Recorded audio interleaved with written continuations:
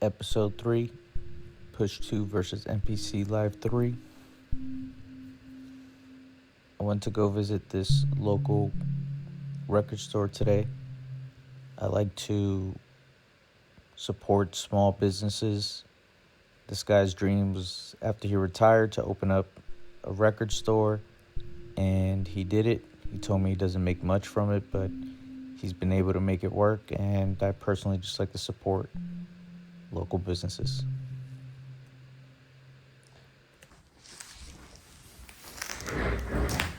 What's up, guys? Getting back from the record store, and just want to show what I got. So, Jose Feliciano. I've never even heard of this record. I just thought the art was dope. Check out the artwork on that.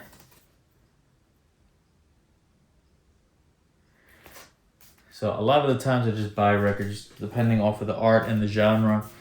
And I bought some older stuff that's kind of just interesting. So old show, All in the Family, and just excited to see what's on the record. Sometimes I really like getting some good conversational pieces, interesting sounds. Sometimes records like this, you could get some cool stuff. Plus, this is just like a good novelty collection antique.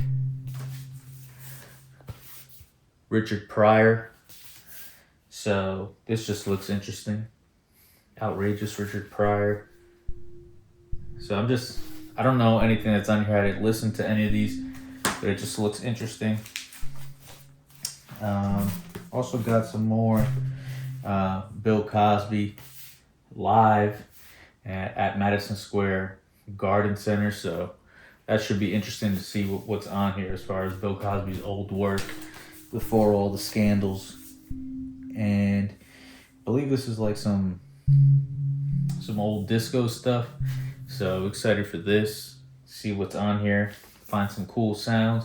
What I love about it is that on the MPC with the stem separation, you could really go ahead and remove things that you don't want and extract certain specific sounds. So I'm excited for that. Super hits. So, and it wasn't a 99-cent record. He probably charged me like $5 on it or something like that. But it's still sealed. So the record should be good, and I'm just excited to see what's on here, what's on the record. And then I got some jazz stuff. So Buddy Johnson and his orchestra Jazz Heritage Series. So again, I haven't heard any of this, but sometimes when I go to the record store, I just grab what seems interesting, and then I'll figure it out later.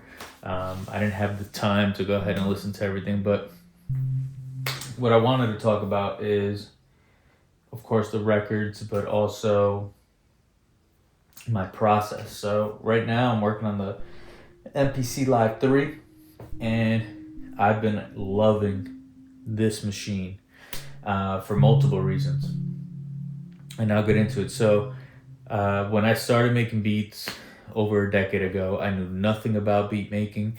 I didn't know what software to use. I didn't know what drum machine to use. I didn't know anything. At the time, Ableton came out with their Push 2. So this is the machine that I learned on, and I have it plugged up right now. But the machine itself is really, really great to learn on. So the reason I want to make this video is really just to go ahead and show you that this is what I learned everything on, and in the software in Ableton. I don't know if you could see that. Let me look at the camera. It's a little hard for you guys to see, but I learned how to do everything on this and in Ableton. It's a little hard to see, but here's the software. So this is a controller. So for those of you that don't know what a controller is, literally think of it like a video game controller. It controls the software that you're playing. So this does not function alone without the laptop. This controls what's going on here. It's a controller, okay? It doesn't function by itself. Where versus something like this, an MPC, it's a stand-alone unit. Stand-alone means it can work by itself. It does not need a computer. It can work with a computer, but it does not need a computer. So I'm very grateful and happy that I was able to learn on this controller, and I think there's still a lot of great uses for it. Now, I've had it for like over a decade, 13 years. I learned on it. It's been great.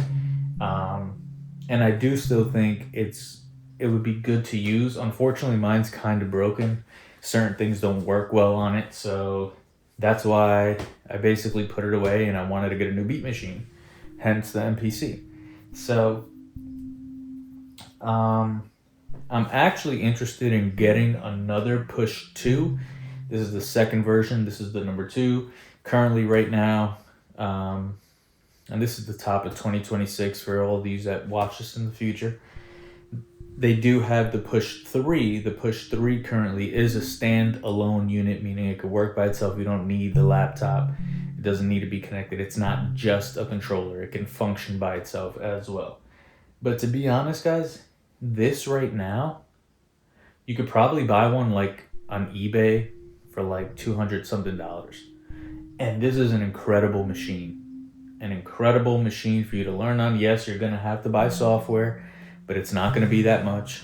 And you can learn on it if you're interested in learning on it. But all the music that I've made in the past under a different name, not Drum 12, but all the music that I've made in the past was made on this for the most part. I did make one beat tape, one project on an iPad. I was made on an iPad Pro, and I had that for about a week. And then I returned it, and then that's when I bought my laptop. So one day you guys will figure out what my old name used to be, and you guys can go back and listen to my projects. And they're on DSPs, so they are out for the public. Everybody can go and find them if you ever find them. They're out there, but they're not under the name Drum 12. So Drum 12 is just a brand new identity that I've created, and it goes along with my new MPC. This is completely different, a different version of my work. So yeah, but the reason I really wanted to make this video is these pads are smaller. So I always used to watch videos of some of my favorite producers working on MPCs and things like that. So eventually what I did was I just bought this controller. I really, really enjoyed the pads. You can see it's still a little dusty. I'll probably give this away for free for just like one of my fans or somebody that's watching and that likes it. So if you live in the US and you want this, I'll ship it to you. It's like brand new. I barely used it, but I really, really like the pads on it. So I would like to give it away to somebody who's interested. So if anybody watches it and you live in the US, leave a comment. I might just give it to you. We'll see. But my point is, I used to use this just for the pads because these are much smaller and I like the feel of these pads. This has a sequencer up top and everything, and I love all the knobs and mute buttons and all that. I just felt like this controller was really, really good to start off with and to learn about music software and beat making overall. But now that we've discussed the Push 2, how do I feel switching from Ableton, from working on a laptop, working with a controller, to switching over to the MPC? And I'm going to be 100% honest with you guys. I love the MPC. And I've tried different equipment. I used to have the OP1. Like I said, I made beats on an iPad. And don't sleep on the iPad. Do not sleep on the iPad. The iPad is incredible. You can do some amazing stuff in there. My favorite producer, Madlib, he supposedly works on an iPad. So,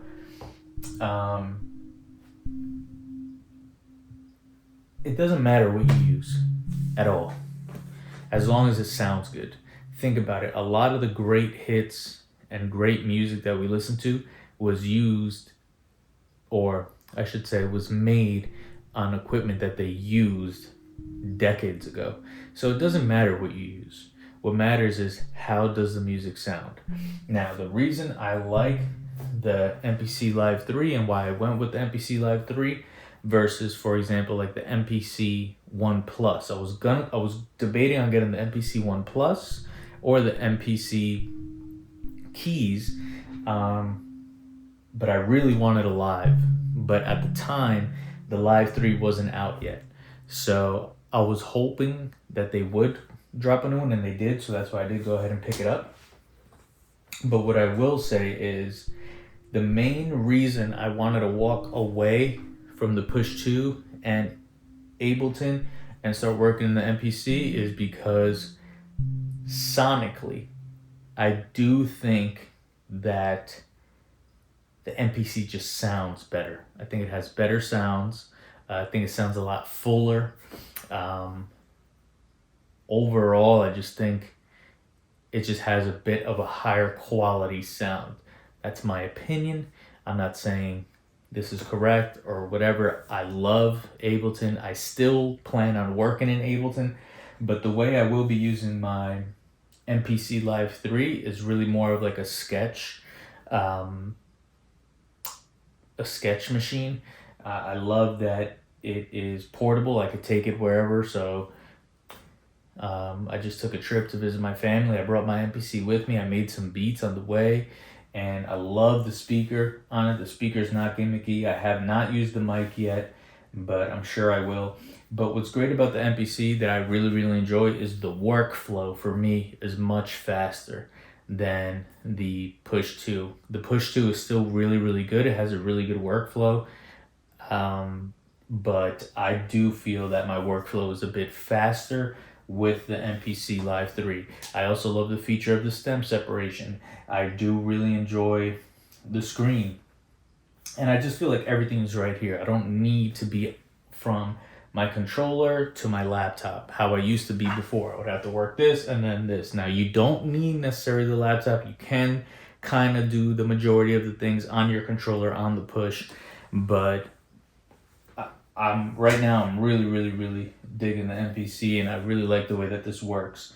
So I recommend this to everybody. And here's just an example of some music, some beats I've been working on.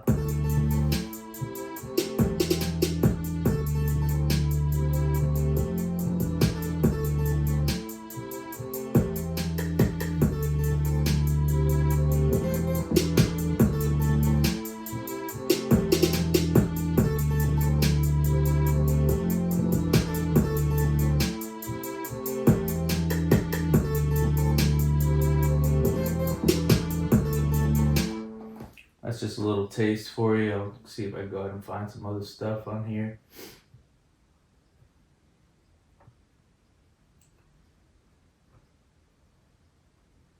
Let's see.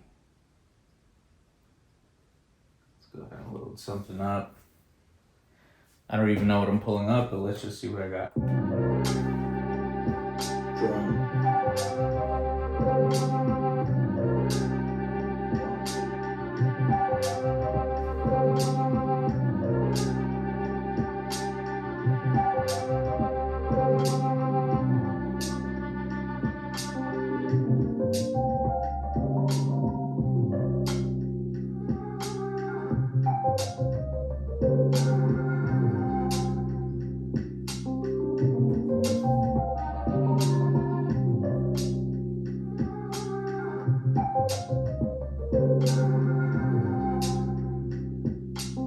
Let's turn this up.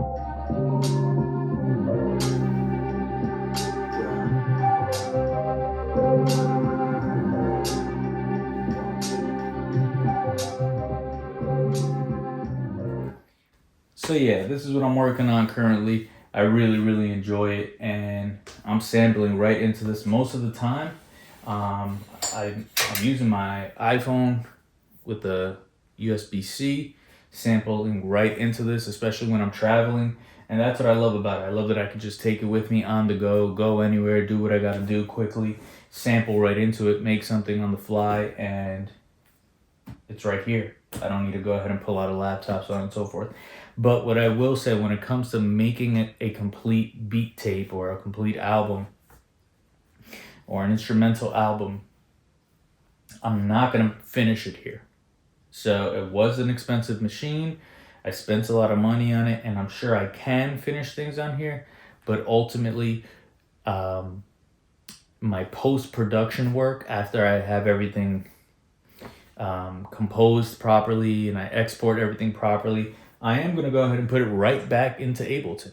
I'm going to take it from the MPC, send it right back into Ableton, and I'm going to arrange it here, do everything I need to do, add some post-production work, mix it here first, then I'll mix again in here, and maybe add some things. So right now I'm using my MPC Live 3. I'm also using the Akai MPK Mini 4 currently, and I'm loving it. This combination right here is amazing for pumping out a lot of ideas, and ultimately that's how I get my beat tapes done. That's how I get my instrumentals done, my music done. So that's my current process right now, is just pumping everything out right here. Once I'm happy with things and the way I personally like to work, and you guys will see the journey. I want to kind of document my process, but what I'm going to do is make a bunch of beats, and sometimes it could just be loops. It doesn't have to be the full constructed beat. It'll just be maybe an 8-bar, 16-bar loop or a 4-bar loop, and then I could go ahead and expound on that and then mix it properly, add different elements into it, then do some post-production work in Ableton. But ultimately, it all starts with your original idea, your original sketch. And I feel like with the MPC Live 3, I am able to pump out some ideas faster than I did with my Push 2. But at the same time, back then, I didn't know anything about music production. I started from zero. So naturally, it's going to take me longer to work with the Push 2 anyways. So like, for example, if I started on the MPC, it probably would have took me some time to pump out ideas because I was brand new to it as well. So, that's just something to think about. But I'm really just trying to do this so I could help people that are thinking about switching from Ableton or an Ableton Push 1, 2, or 3 over to an MPC. And I'm a big YouTube person. I love YouTube, and I couldn't find really much of anything of people switching from Ableton over to MPC. I had a really hard time finding things on YouTube. There wasn't much information, maybe 1 or 2 videos out there. So I did want to go ahead and put this together and say, hey, listen, I came from Ableton. I learned in Ableton. I love Ableton. And I'm moving over to the MPC. And guess what? I love the MPC. I used to have the OP1 from Teenage Engineering, as I mentioned before. I really, really enjoyed that OP1, but I wasn't crazy about it. It looks really cool. It was like a nice gadget, and you can do some great work on there. It has some amazing synths on there, and I came up with some cool ideas on it. But as far as what I felt comfortable with workflow-wise, the MPC Live 3 is really where I'm at right now, but ultimately it's all going to end up right back into Ableton, and that's why it's still handy to have a Push 2 or Push 3 or a controller, because it just gives you more tactile control of your mixes and everything that you're doing in the programs, especially when you're throwing it back in there anyways. But when it comes to creating some quick ideas, some quick sketches, and also sonically what it sounds like, the MPC sonically to me sounds much better than the sounds that I was getting from Ableton. And I wasn't just working with stock sounds either, so let's remove that. I also had Complete, and I think it was Complete, it was an older version, maybe Complete 7 or 9, but just to give you some context, that it wasn't just stock sounds. Like, I had a lot of sounds, but the MPC is really where it's at right now. That's where I'm at production wise. And yeah, I'm gonna document my process. So I'm gonna be making a bunch of beats, and the way that I work is I pump out a bunch of ideas, I'll create a bunch of beats, and I kind of just wait. And the beats that I find that I naturally go back to the most are normally the ones that I just like the most. And when you make music for you. Don't make music because you want to be famous. Don't make music because you want to chase money, because you want to work with rappers or whatever it is. All of that stuff is cool. All of that stuff, those are bonuses. Okay? Don't. This is an expensive hobby, man. All right? This is really expensive. Having all of this equipment and learning and dedicating your life to this, it's not a joke. So if you love it, treat it with care, and do it because that's the reason. Don't do it because you're chasing money and fame. There is money in music. I do make money from my music, but it's nothing crazy. So in order for you to make some real money off of it, there's more money in the merch game, physical products, things like that. Streaming, you're really not making much of anything. It goes back to physical copies, album sales. That's where you'll make more money, or if you're doing live performances. But as far as just streaming, I really don't see much. They give you like fractions of a penny. I think they just pass a law in Congress saying that they're going to give you a penny now. So whatever, the whole game is messed up. Anyways, to sum up the video, guys, coming from Ableton Push 2 to the MPC Live 3, for me, I 100% recommend it. I'm loving this thing, man, and I really love pairing it up with the MPK4. This is directly plugged right into here. So yeah, that's how I'm working, guys. And I appreciate you guys for watching, and I'll keep you updated on my journey. Drum 12 out.